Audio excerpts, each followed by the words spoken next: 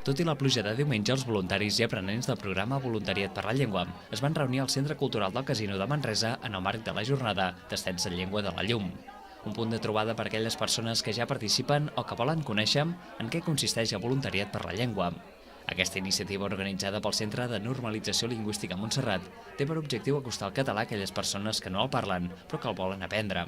I el funcionament és ben senzill. Es posen en contacte una persona catalanoparlant i l'aprenent i mantenen una conversa en molts casos relacionada amb la vida quotidiana.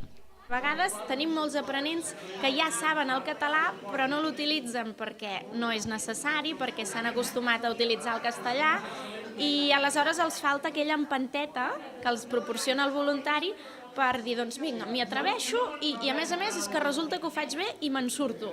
L'Antonio és un dels participants que ha decidit aprendre català i ha trobat en el voluntariat per la llengua una bona solució per perdre la por a l'idioma. Quan jo arribava on havia gent parlar català, giraven l'idioma i parlaven castellà.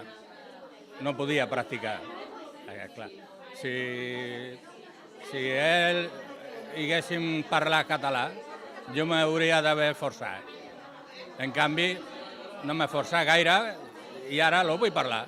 Aquest intercanvi no tan sols beneficia l'aprenent, sinó que el voluntari, que en molts casos manté trobades amb persones d'altres països, també li permet conèixer altres cultures i maneres de pensar.